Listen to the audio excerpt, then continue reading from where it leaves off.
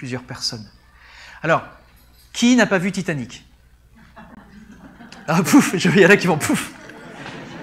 Qui c'est qui... alors, je suis désolé. Si vous n'avez pas vu Titanic, je vais vous spoiler la fin du film. Et oui, à la fin... Au risque de vous décevoir. Ah, je suis désolé. Il fallait voir le film.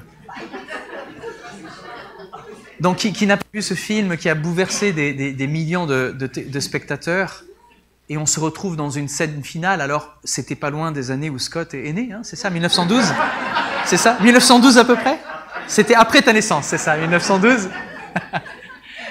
Donc c'était les années, et c'était en plus le premier voyage de ce paquebot. Alors, si vous connaissez l'histoire qui a été racontée dans le film de James Cameron, Titanic, on voit souvent la scène finale avec Jack, qui est interprété par Leonardo DiCaprio, et qui meurt gelé après avoir sauvé son amie Rose, à qui donc il sauve la vie, puisque beaucoup d'études ont été menées pour savoir si deux pouvaient tenir sur ce radeau. Beaucoup d'études ont été menées, vraiment, ils ont étudié, ils ont étudié ça très sérieusement, parce que tout le monde se dit, pourquoi est-ce qu'il n'est pas monté avec elle sur le radeau?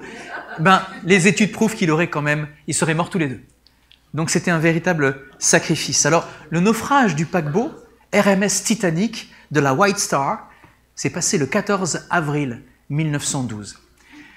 Bon, évidemment, ça a fait la une des journaux à l'international, tout le monde était concerné. Le bateau partait d'Angleterre et il allait rejoindre les États-Unis. Et donc c'était un voyage inaugural, c'était la première fois que ce bateau prenait la mer. Et donc le Titanic a heurté un iceberg flottant au large de Terre-Neuve, c'est-à-dire pas trop loin du Canada. Et le navire s'est mis à couler lors de la collision. Et évidemment, ça a entraîné la mort de beaucoup de personnes, une mort tragique. 1500 passagers ont rendu l'âme ce jour-là dans une eau absolument gelée. Mais, regardez, on se souvient de cette scène, et je crois que c'est ce qui nous touche le plus dans ce film, en tout cas, à l'époque où j'ai vu ce film, dans mes jeunes années, je me suis fait la réflexion, cet amour est un amour extraordinaire, il est sacrificiel. Et si cet amour-là devait exister, j'aimerais bien donner ma vie pour ça. Je me suis fait cette réflexion. Je me rappelle, j'étais en BTS de domotique, tout jeune étudiant, et je faisais plein de bêtises à l'époque. Plein de choses mauvaises. Je péchais allègrement. Mais quelque chose m'avait profondément touché en regardant Jack et Rose, et je me suis dit, s'il y avait un amour qui donne sa vie comme ça vaut la peine de vivre pour ça. Eh bien, j'étais loin de me douter que ce soir-là, eh bien, il s'était passé quelque chose de vrai. Il y avait à bord du Titanic un homme qui a vécu un véritable amour sacrificiel. Vous ne le savez peut-être pas, peut-être que vous n'avez jamais entendu parler de lui. Ce n'était pas un acteur, c'était un pasteur baptiste, un homme de Dieu. Il s'appelait John Harper. C'était un pasteur écossais, John Harper. Il était veuf, il avait perdu sa femme assez tôt, il devait s'occuper de sa fille toute seule. Sa fille devait avoir 6 ans à ce moment-là, en 1912. Et il est monté à bord du Titanic parce qu'il allait prêcher l'évangile à Chicago. Il était invité par des amis d'une église qui s'appelait Moody Church à venir prêcher chez eux. Et donc il était vraiment enthousiaste à cette idée-là. Et lorsque le bateau a heurté l'iceberg, il a placé sa fille et sa nièce dans un canot de sauvetage, parce qu'il voyageait avec sa nièce vu qu'il n'avait plus d'épouse et sa nièce était célibataire. Elle s'occupait avec lui de l'enfant. Il les a placés dans un canot de sauvetage et il est resté sur le pont. Qu'est-ce qu'il a fait sur le pont? Il courait de passager en passager. Il leur disait, est-ce que tu connais le Seigneur Jésus? Est-ce que tu es sauvé? Est-ce que tu connais le salut? Lorsque le bateau a heurté l'iceberg, beaucoup se sont mis à réfléchir sur leur vie et sur leur mort. Et ici, cet après-midi, cette belle après-midi à Rueil-Malmaison, sous le soleil, dans cet endroit convivial et confortable, nous ne sommes pas dans une eau glaciale. Nous ne posons pas la question « Où allons-nous aller ?» Peut-être vous posez la question « Qu'est-ce que je vais cuisiner ce soir ?» Qu'est-ce que je vais faire en rentrant du culte? Mais je vous invite à rejoindre John Harper dans ce moment-là. Je vous invite à faire un effort d'imagination. Je vous invite à imaginer si vous deviez avoir quelques heures, quelques minutes à vivre, si ce radeau était vraiment très léger comme celui de Rose et de Jack. Est-ce que vous vous poseriez cette question? À quel endroit je serai dans quelques minutes, dans quelques heures? À moins 2,5 degrés, au bout d'un quart d'heure, on meurt dans l'eau. On l'a entendu crier. John Harper a crié ce soir-là. Ceux qui ont survécu s'en rappellent. Il criait « Femmes, enfants et non sauvés dans les canots !» C'était surprenant. Souvent, c'est femmes et les enfants d'abord. Et ce pasteur criait, certains devraient le prendre pour un fou, très certainement, « Femmes, enfants et non sauvés dans les canots !» Il courait, il priait en même temps. Il suppliait les gens de se tourner vers Jésus. Et dans l'eau glacée, ensuite, il nageait d'un naufragé à l'autre. Es-tu sauvé? Si tu n'es pas sauvé, crois au Seigneur Jésus et tu seras sauvé. Il citait Actes, chapitre 16, verset 31. Crois au Seigneur Jésus et tu seras sauvé. Et ce soir-là, évidemment, chacun avait un gilet de sauvetage. Et ce que John Harper a fait, c'est qu'il a mis son gilet de sauvetage autour d'un homme qui n'était pas en priorité. Il lui a donné son gilet de sauvetage, alors qu'il était sur le pont. Et plus tard, il retrouve cet homme dans l'eau. Et il lui dit, est-ce que tu as accepté le Seigneur? Et alors qu'il flottait et que John Harper, lui, commençait à couler, l'homme lui dit, oui, j'accepte. Plus tard, alors que cet événement est passé, cet homme se retrouvait dans les églises et il pouvait dire « Je suis le dernier converti de John Harper ». Cet homme avait donné sa vie à Christ, il avait accepté cet amour sacrificiel. Et là où d'autres cherchaient à sauver leur peau, lui cherchait à sauver des âmes. C'est un petit peu l'histoire de beaucoup de personnes. On cherche à sauver sa peau dans cette vie qui est si courte, on cherche à tirer la couverture vers soi, et pourtant certains passent du temps à vouloir sauver, à annoncer l'évangile, à apporter la vie où il y a la mort, à apporter l'espoir là où il y a des espoirs, à relever ceux qui sont affaiblis. Pourquoi est-ce que John Harper a fait cela? Pourquoi? Qu'est-ce qui a motivé cet homme à donner sa vie ce soir-là? Qu'est-ce qui pousse un homme à abandonner toute chance de survie? Une chose. Quand il a donné son gilet à cet homme qui était perdu, il lui a dit « Tu en as plus besoin que moi, parce que je sais où je vais. » Nous allons chanter un chant après qui s'appelle « I'm going up yonder ». Et c'est ce que ce chant veut dire. Je sais où je vais. Je vais rejoindre le Seigneur. John Harper savait où il allait. Il savait que s'il mourait, il rejoindrait son Sauveur et Seigneur, Jésus. Et il voulait emmener le plus de monde possible avec lui. Il y a ce verset dans Philippiens, c'est une lettre que l'apôtre Paul a écrite à l'église de Philippe. Philippiens, au chapitre 1, verset 21, nous dit « Car Christ est ma vie. Christ est ma vie et la mort m'est un gain. Celui qui a mis sa confiance à Jésus peut dire « Si je pars aujourd'hui, si je pars demain, qu'il en soit ainsi, je suis prêt. Parce que je sais où je vais. Et je sais que le Seigneur m'attend, il a préparé un endroit pour moi. » Et sachez qu'on n'est pas sauvé juste parce qu'on est une bonne personne ou parce qu'on fait le bien. Pas du tout, la Bible n'a jamais dit ça. Et nous allons renverser les torts qui ont été faits à l'Évangile ce soir. Il y a certainement ce passage d'Acte 16 que vous avez besoin de voir écrit. « Crois au Seigneur Jésus et tu seras sauvé. » Acte 16, verset 31. John Harper a donné sa vie pour annoncer le salut, mais parce que c'est quelqu'un qui l'a inspiré. Et cette personne, c'est Jésus lui-même. John Harper n'aurait jamais fait ça si Jésus ne l'avait pas déjà fait pour lui, ne l'avait pas déjà fait pour nous. John Harper a donné sa vie pour annoncer le salut. Mais Jésus-Christ a donné sa vie pour accomplir notre salut. C'est Jésus qui a rendu cela possible. Ce n'est pas dans l'eau glacée qu'il est mort, Jésus. C'est sur une croix. Il ne l'a pas fait à cause d'un accident, il l'a fait volontairement. Il l'a fait parce qu'il avait en tête notre sort à tous. Il savait que c'était le seul moyen de nous tirer de là où nous sommes, de nous tirer de l'emprise du péché. Ce n'est pas non plus pour ses amis que Jésus est mort, mais pour des pécheurs, pour toi et moi. Et je vous ai déjà dit ce que c'était le péché, c'est tout simplement marcher sans Dieu. Ésaïe 53, le prophète, 750 ans avant Jésus-Christ, Ésaïe annonce « Chacun de nous allait selon son propre chemin. Chacun suivait sa propre voie, comme des brebis égarées. » Et c'est notre sort.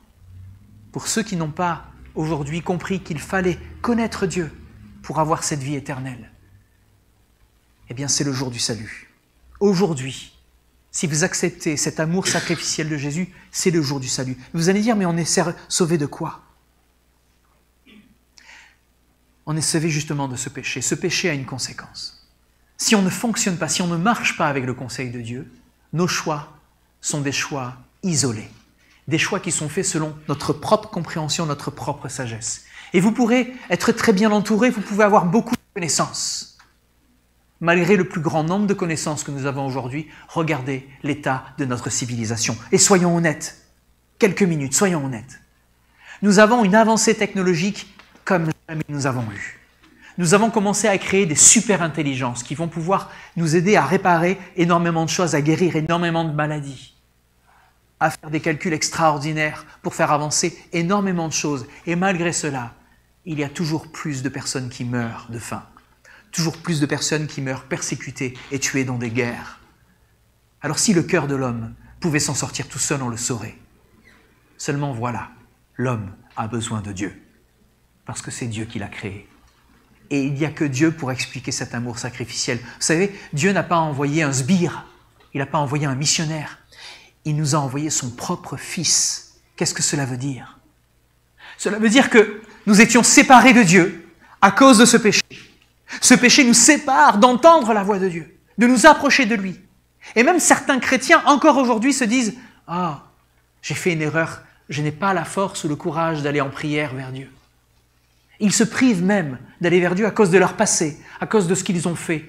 Mais Dieu ne te juge pas sur ce que tu as fait.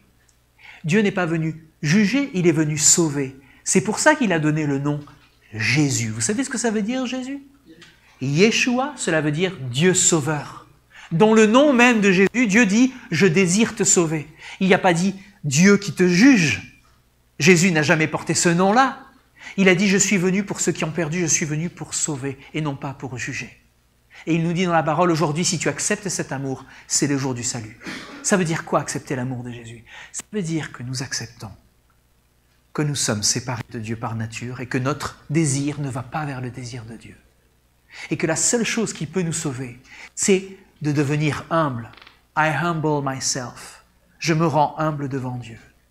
Et je lui demande, dans la misère de mon âme, dans la misère de la solitude, de cette séparation que j'ai avec lui, de venir parler à mon cœur et de marcher avec moi.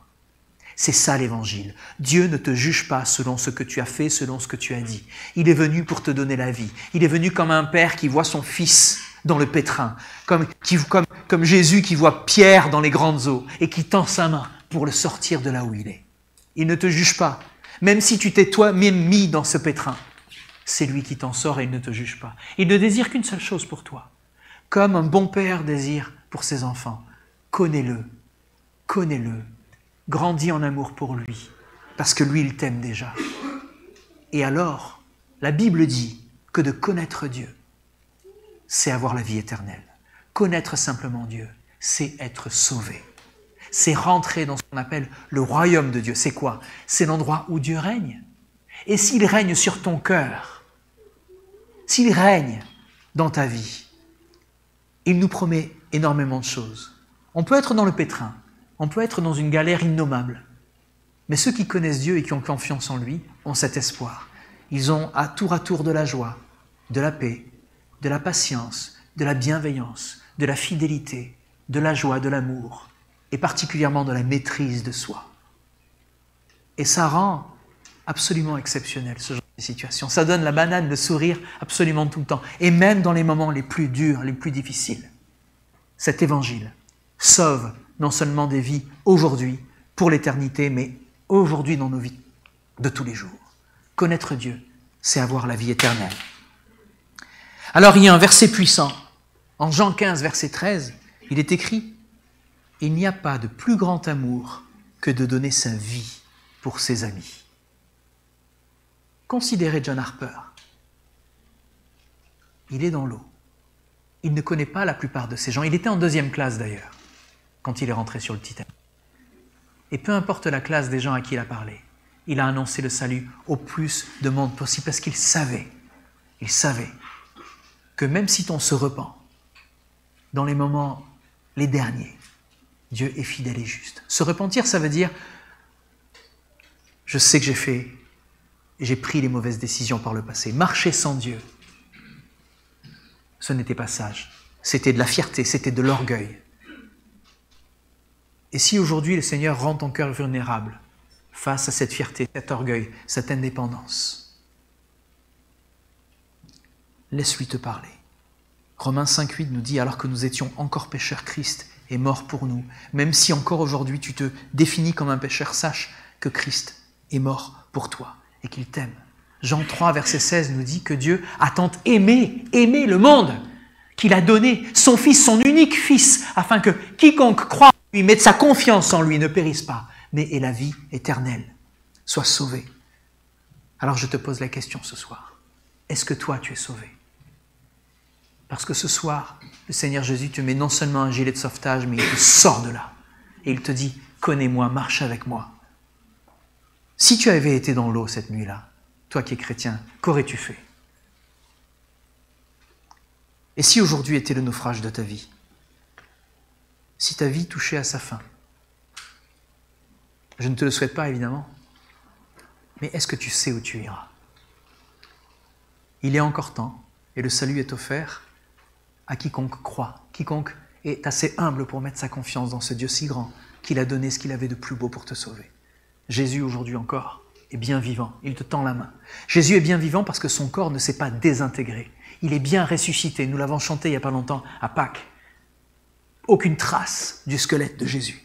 Au contraire, preuve et preuve sans arrêt que son corps non seulement n'a jamais été retrouvé, mais qu'il s'est montré à tellement de personnes, 500 témoins après sa résurrection, et personne n'a pu remettre en cause cela. Jésus est bien vivant et il est un homme. Et quand tu pries, c'est un homme qui t'écoute. Quand tu pries, il comprend tes faiblesses, il comprend tes peurs. Il a été tenté comme toi tu es tenté. Tu ne t'adresses pas à quelqu'un qui est totalement inaccessible, tu t'adresses à un homme qui est venu juste pour ça, pour marcher avec toi. Alors je terminerai avec ce verset dans Ésaïe, justement, Ésaïe 55, verset 6. « Cherchez l'Éternel pendant qu'il se trouve, invoquez-le tandis qu'il est prêt. » Le Seigneur s'adresse à chacun d'entre nous ce soir et nous rappelle combien son amour est grand, combien sa main est tendue. Saisis sa main si tu ne l'as pas encore fait. C'est notre désir le plus profond.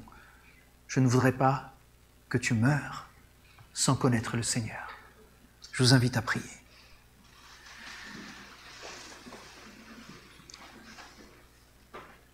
Seigneur Dieu, tu as connu la misère, tu as connu la solitude, tu as connu la tragédie. Toi qui as été juste parmi ceux qui sont injustes. Tu t'es donné à la croix volontairement afin de payer le prix du péché. C'est toi qui as pris sur toi la faute de nous tous. Tu nous dis que tu t'es donné volontairement afin que la colère de Dieu qui résidait sur nous qui sommes pécheurs soit entièrement portée par toi. Parce que tu étais le seul juste qui pouvait porter cela. En tant qu'homme, tu nous représentes totalement. Tu nous as représentés à 100%, Seigneur Jésus. Nous voulons te dire merci ce soir encore. Parce que tu as pris notre place sur l'échafaud. Tu as pris notre place sur cet instrument de mort qui est la croix. Et tu l'as fait par amour. Parce qu'il n'y a pas de plus grand amour que celui de notre Seigneur Dieu le Père, qui a envoyé son Fils.